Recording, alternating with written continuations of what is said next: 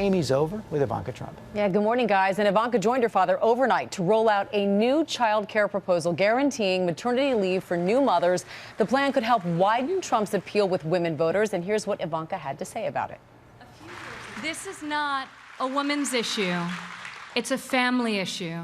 It's an American issue. It's an issue that's often been discussed, but has yet to be solved. My father plans to change that.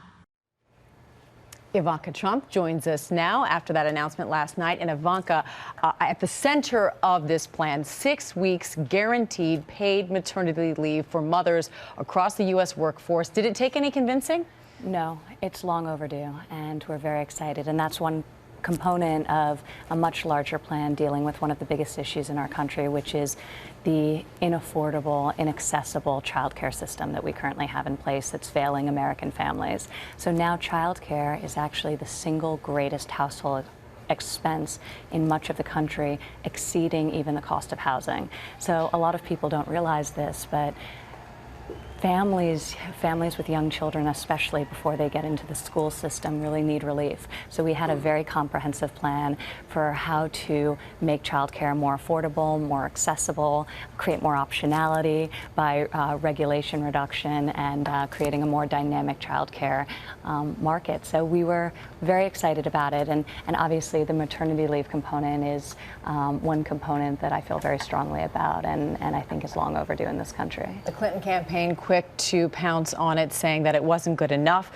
saying that why only deal with maternity leave? Why not also deal with paternity leave? Why did you not include fathers in the plan? Well, I think we took a giant leap forward with the plan, and respectfully, the Hillary Clinton has been around for decades, and there's no policy benefiting either mothers or fathers in terms of paid leave. So I think the fact that we are advocating for this and advocating for it so strongly and taking leadership on this issue is testament in itself to our thoughts on this subject. But certainly she had opportunity to have a concept like that. For the record, as she's running, though, on her website, she is guaranteeing up to 12 weeks of paid family and medical leave to care for a new child or a seriously ill family member. We have not been in public office for the last several decades, and she has. So she could have instituted some of those policies in that role and has not done so. You're an executive vice president at the Trump Organization. You said last night that the Trump Organization, headed by your father, does offer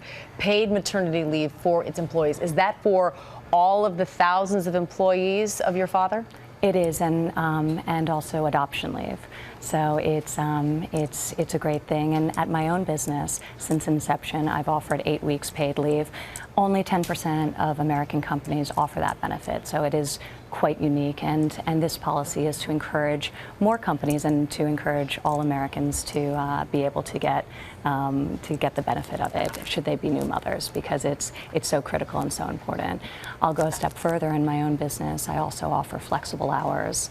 I don't police sick days or vacation days. I really believe that when you hire people who are self-starters, you don't need to police those sorts of things. And I think it's very important to create work environments that are results-oriented. And we've spoken about this a little bit in the past. We have indeed. And I think especially for women who are managing so many obligations inside and outside of the home, the primary caregivers in a lot of cases, and that's why the child care policy is so important, because as primary caregivers, we're pulled in many directions, and that's reflected in the fact that there's tremendous wage disparity, and actually it's greater when you become a mother. Yep. So no, it's it makes now motherhood sense. is the greatest predictor of wage inequality, even over gender. I want to get to some new questions being raised this morning about what would happen to the Trump Organization if your father indeed becomes president of this country, given the foreign investments, the ties from the Trump Organization to foreign investments.